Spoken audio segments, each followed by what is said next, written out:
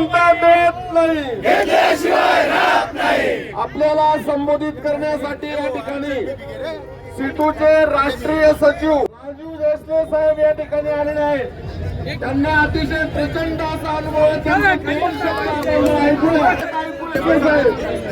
खाली बसव सगळे। अरे खाली बसा, अरे नेते खाली बसा जरा।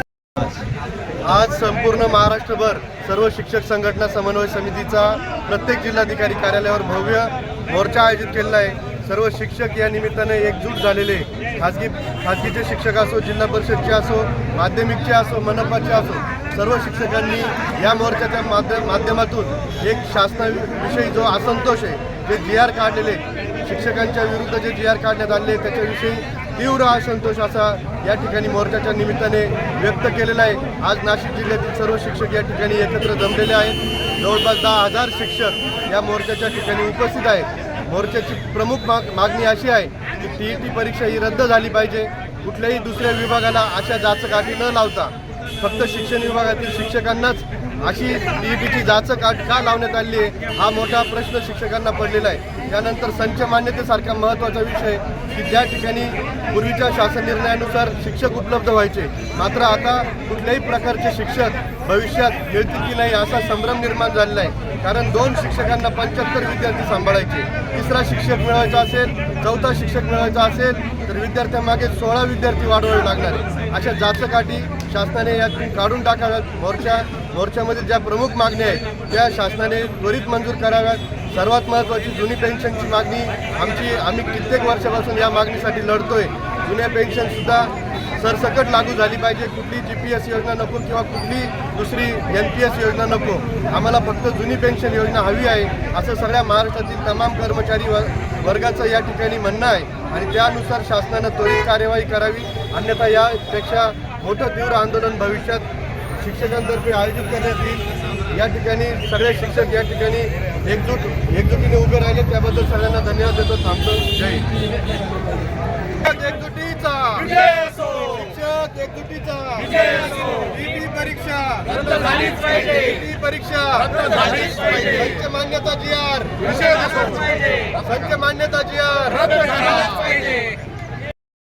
आज खऱ्या अर्थानं पुरोगामी महाराष्ट्राला लाजिरवाणी अशी गोष्ट आहे की महाराष्ट्रातला तमाम शिक्षक आज रस्त्यावर उतरलाय।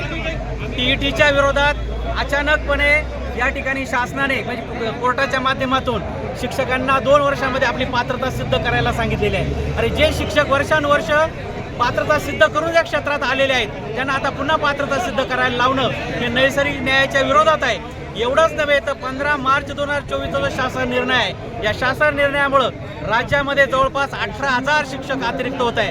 तर या अन्यायाच्या विरोधात पेन्शन लागू झाली पाहिजे, या अन्यायाच्या विरुद्ध शिक्षकांना अशैक्षणिक कामे लावू नये, या अन्यायाच्या विरोधात आज महाराष्ट्राचा तमाम शिक्षक पेटून उठलेला आहे, तो रस्त्यावर उतरलेला आहे आणि शासनानं या आंदोलनाची दखल घेतली नाही तर नक्कीच राज्यातला शिक्षक यापुढेही यापेक्षाही तीव्र आणि उग्र आंदोलन केल्याशिवाय राहणार नाही।